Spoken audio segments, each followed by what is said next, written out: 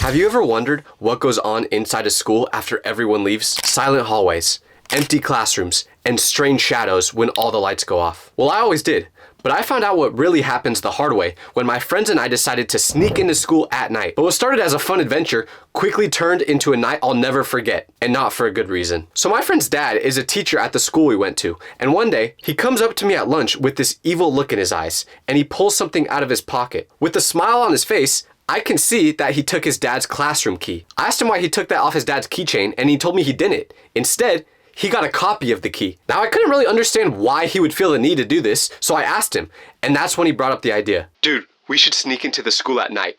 Nobody would know. When he said that, I just stared at him like he was crazy, because I was trying to go to a good college, and the last thing I needed was to get busted for trying to break into my own school. Like, how am I going to get into Hogwarts after doing something like that? But my friend wouldn't drop this idea. He just kept pushing it. Come on, we could literally do it next week, and no one would notice.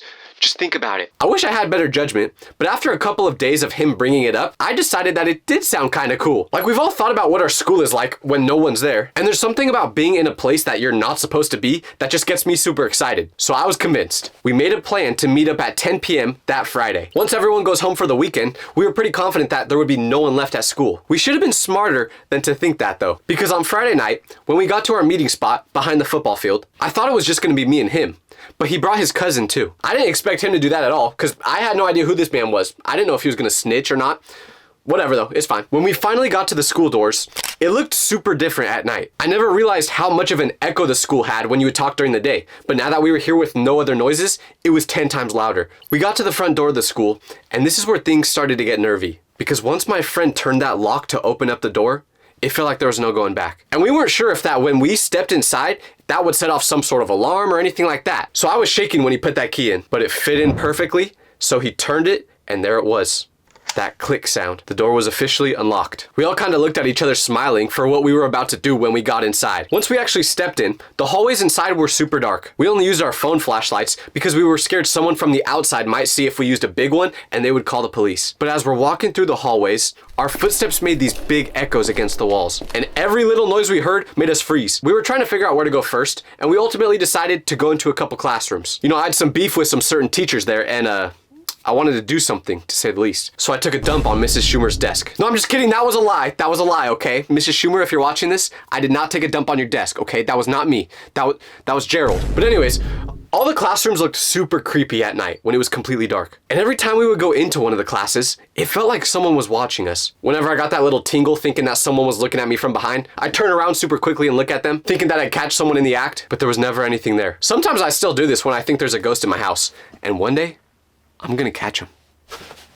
Okay, I thought I was gonna do it there, but I didn't get him. At first, it was really fun to be inside the school after we got over the fact that no one was in here with us. We ran around the halls, sat in the teachers' chairs pretending to be them, and my friend's cousin, well, he drew some inappropriate pictures on the teacher's whiteboard, to say the least. Now that I think about it, I don't know if he ever erased those. I wonder what the teacher thought when they showed up to school on Monday and saw those drawings. But we ended up wandering to the teacher's lounge, wanting to check out all the places that we weren't allowed normally as students. It low-key kind of looked like an insane asylum in there, with no light or anything. It was just kind of depressing. No colors on the wall. I don't know how teachers do this, but it was just cool to be in there in general. So we were laughing, enjoying this experience, until out of nowhere, my friend's face drops. And he looks at us with this confused expression on his face. Do you guys smell that? I hadn't noticed anything until he said that because my nose is clogged 25 hours a day. But then I took a deep sniff and there was a strong smell in the air. What exactly it was, I couldn't pinpoint. So we all started sniffing like a dog, trying to figure out what that smell could have been.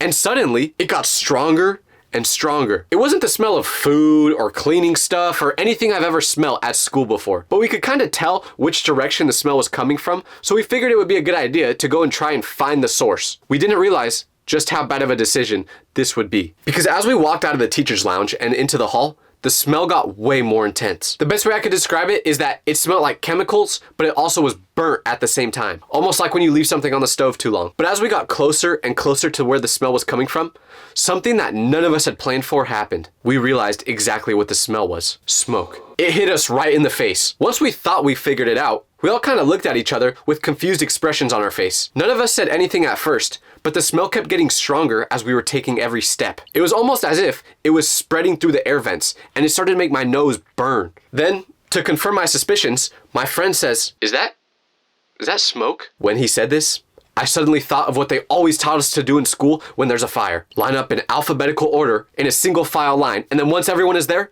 we can walk out as a class. As someone with the last name Vitelli, I always knew I would have been cooked if there was a fire in school. I hated doing stuff in alphabetical order when I was younger. It's pretty much like being the first guy chosen in the 100 men versus 1 gorilla fight. Like, you know you're cooked. But this was when real panic started to set in. Was the school actually on fire? If it was, there were 2 reasons this would be terrifying. 1, because fire is obviously dangerous and we don't want to get hurt. But 2, if the school actually was on fire and we were the last ones seen at it before it happened, who are they going to think did it? Did he? Okay, no, I don't, brain rot, bro. I don't know why I'm saying this. But obviously, if we're the last ones seen at the school, they're going to think we did it. Sorry, not again. My friend's cousin suggested that we leave right away because he already has a criminal record. Glad we decided to bring this guy to break in. But I was thinking about how guilty we would have looked if we left. So I knew if there was actually a fire, we needed to try our best to stop it. Otherwise, I would have been going to college at McDonald's University. That actually don't sound too bad now that I'm thinking about it.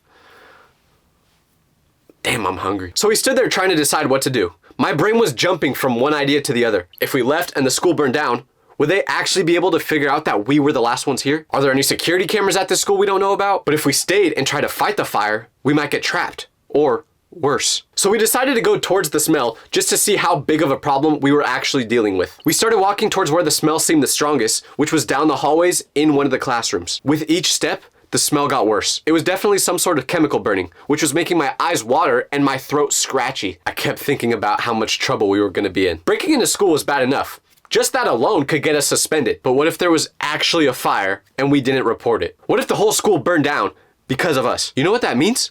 No school on Monday! No, but for real, that would have been bad, so we didn't want that to happen. Because my mom would have done way worse to me than the police ever could. So we were arguing about the next best step. We should call someone.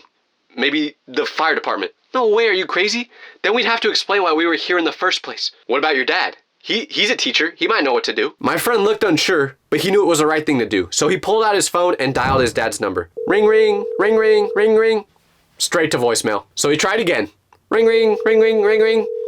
Nothing. You can never rely on a teacher to pick up their phone past 10 p.m. on a Friday night. We both knew exactly what that man was doing right in that moment. So that was it. We were on our own with the problem getting worse and worse by minute. The smell was so strong now that I had to pull my shirt over my nose just to breathe. We followed the smell down the hallway, past the math classrooms, and around the corner. When we turned that corner, the smell suddenly got way worse than it had been before. And we also saw something to confirm our suspicions for the first time. Smoke coming from underneath the door. So we approached that classroom door carefully, as if it was about to explode any moment. And we tried to open the door handle, but it was locked. We tried peeking through the small window in the door, but it was so dark it was hard to see. The one thing we knew for sure, the smell was absolutely coming from inside that room. While pressing his face against the glass and cupping his eyes to block out the flashlight from our phones, my friend looked through the tiny window to see if he could see anything inside there. Maybe some smoke or just some sign that would help us out. But the darkness made it impossible. Although we knew we were onto something because of the smoke coming from underneath the door. Once again, we were back to deciding what to do. We needed to get inside that classroom. And then it hit me. The window, huh? This classroom has that window on the other side that faces towards the parking lot. They would always keep it cracked during the school days because it got so hot inside there. Shout out to our school for not having air conditioning, by the way. Maybe it's open right now. We knew that was our best and probably only chance to get inside that class. The 3 of us sprinted through the dark hallways with our phone lights bouncing all crazy off the walls, knowing how quick we needed to be if there was really a fire. Because we're from California. If there's one thing we know out here, it's fire. And these things can spread fast. So we burst through the exit doors trying to get to the parking lot. We slowed down when we got closer, trying to remember which classroom we were just by. They all looked the same from outside. Dark squares against the brick wall. And then my friend's cousin pointed to the one where the blinds weren't completely closed. That's gotta be it. The window was way higher up than I remembered. It was at least 8 feet off the ground. And I'm 6'8". So if I can't see into it, no one can. Yes, I am 6'8", guys. And I respect women, okay? Who want me? Seriously. I told the guys I was gonna need a boost to get inside, and they immediately crouched down and cupped their hands together to help me out. I stepped into their hands and they lifted me up. Once I could reach the window ledge, I was able to pull myself up enough to see inside. But what I saw made absolutely no sense. The room looked completely normal and empty. No fire, no smoke, Nothing spilled over inside, just dark lab tables and stools tucked underneath them. What do you see? Nothing. There's nothing inside here. Well, maybe it's not where the smell was coming from then. But the smell was way worse here than it was inside the hallways. It was leaking through the tiny crack I was peeking through, and it was making my eyes water. I tried pushing the window open wider so I could get a better look, but it was stuck. Probably because I haven't seen it move from that position since the whole time I was at that school. So I pushed harder using everything I had, and suddenly, it broke away. The window slid up about halfway, and now the smell was so bad that I felt like throwing up. Literally the first thing I did when that window opened more was gag. Oh my gosh, the smell is definitely coming from inside here. That's what I thought in the moment, not knowing the full truth about the situation. What is it? Can you see anything burning? No, that's the weird thing. It looked totally normal, except for the fact that the room was covered in some sort of haze, as if there was smoke in it recently. I pulled myself up higher, trying to get a better angle of the whole classroom, and I managed to squeeze myself halfway through the window, hanging in there like an idiot with my legs dangling outside of the building and my torso inside. I recalled to all the Final Destination movies I watched where someone passed away in a ridiculous cartoon way, just thinking I was next up. But I turned on my phone flashlight and panned it around, desperate to find something that would explain the smell and the smoke. The tables were all clean, the cabinets were all closed, nothing was knocked over or spilled. Guys, I don't understand, but the smell is definitely coming from inside here. Maybe it's like invisible gas or something. Which is what they said as they were still trying to hold my big back up. But the thought of invisible gas freaked me out. What if it actually was some dangerous gas that could poison us from breathing it in? Or what if it could explode? I've seen stories of people just passing away one night in their sleep because of the gases, and they had no idea that it was coming. So what if we were breathing in toxic chemicals right now? So I scrambled to get back out of that window, and as soon as my feet hit the ground, I backed away from the building, taking deep breaths of the clean night air. We need to get out of here. I don't know what's going on, but we need to leave. The possibility of those dangerous invisible gases really freaked me out. The guys didn't even try arguing. The freaked out look on my face must have been enough to convince him to leave. But we needed to figure out if we were just gonna leave without saying anything or actually try and solve this. We need to call 911. There might be a gas leak or something that could explode in there. Are you insane? If we call 911, they'll wanna know who we are and why we were at school at midnight. If we do that, we're getting arrested. But what if the whole school burns down because we didn't tell anyone? We'd be responsible. As Dumb and Dumber were arguing, it felt like we were stuck in between two horrible choices. Either risk getting in serious trouble or risk being responsible for something horrible happening to the school. We decided we couldn't just leave if the school was in danger. Although we were terrified of getting caught, actually being the reason that something bad happened sounded even worse. But we knew calling 911 directly would mean us getting in trouble because of the questions they would have asked us. They ultimately would have found out that we were breaking into school, and that's how we found this smell. So we stood there trying to figure out what to do, when finally, I had an idea. What about calling the school's emergency number?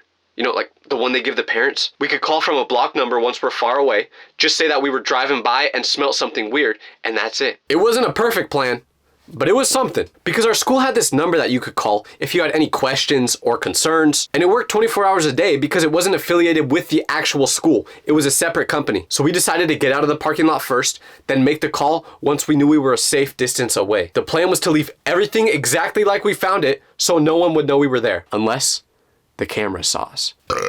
Sorry. So we went back to my friend's dad's classroom first to make sure we didn't leave anything behind, and the smell wasn't as bad over there, so we figured that we would be okay. We checked the room quickly, making sure that nothing changed, and then we bounced. We ran for blocks without stopping, not saying a single word to each other, just trying to put as much distance between us and the school as possible. We finally stopped when we reached the park about half a mile away. All three of us stopped and laid on the grass, panting and coughing. Our lungs hurt from running so hard and from whatever that smell was that we were inhaling the whole time. So then my friend's cousin pulled out his phone and called the emergency number. We figured it would be safest for him to do it since he didn't actually go there. When the automated system picked up, he left a message about a chemical smell coming from the building. We sat in silence for a few minutes after that, all thinking the same thing. Were we going to get caught? Were there security cameras we didn't know about? Was the school itself going to be okay? We had to decide on a game plan to make sure that if anyone asked any questions, we all had the same answers. We agreed that we wouldn't talk about this to anyone, and if someone were to ask us a question about the situation, we would just deny. So that weekend was super nerve-wracking, not knowing what would happen next. But then, Monday came around. Now we had to go back to school. And I barely slept at all that weekend. The first thing I did when I got to school that morning was check out the classroom to see if anything happened to it. But when I walked by, it looked different. There was yellow caution tape across the door. And not like just a little strip. No, the whole doorway was crossed off with this bright yellow tape that said, "Do not enter." A bunch of students were crowding around the hallways trying to figure out what exactly it was. I tried to act normal as I walked past, just keeping my head down and looking through the weather in Cupertino. But a couple minutes before classes started, the principal's voice suddenly came over the intercom and said, "Attention students and staff. Because of an incident, classes in room 118 will be moved to the library until further notice." Which class was room 118? Yeah, you guessed it. The room with the caution tape over it. So what incident was the principal referring to? Isn't incident what you call when 3 students break in and almost die from chemical fumes? Did they know we were there? Were they just waiting to pull us out of class and arrest us in front of everyone? Yo, Loki, that would be kind of hard though. Like imagine your crush watching you get arrested. That'd be kind of sick.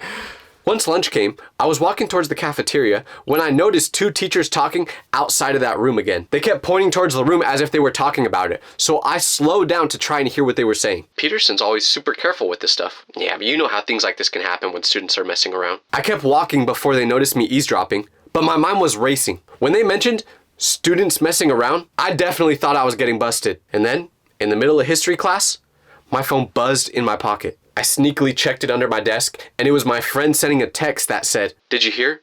They're saying something about an experiment that went wrong in that classroom." So I finally worked up the courage to ask my biology teacher for answers, not wanting to do it before because I didn't want to look guilty. She wasn't as strict as some of the other teachers, so I felt more comfortable asking her. "Mrs. Ramirez, I was just curious about the caution tape on room 118. Do you know what's going on in there?" "Oh, nothing too serious. Just some chemical reaction because of some liquids that were left in beakers inside that class. Apparently the students didn't clean up after doing their science experiment." My heart started hammering in my chest. "Oh, that's good. Well, were the chemicals that were released dangerous or anything?" And that's when she told me there was a chemical reaction creating a compound called ammonium chloride. So I asked her about that chemical. And she told me that those fumes can cause respiratory problems if anyone's exposed to them. Well, that's great. So if I grow a 3rd arm or something when I'm older, you guys know why. But after asking her some more questions, apparently this compound can create smoke and a really strong smell, which explained everything that we were experiencing that night. As far as I know, no one else ever found out that we were at school when this was happening, which would be great if it weren't for the fact that I am now telling thousands of people about it on the internet.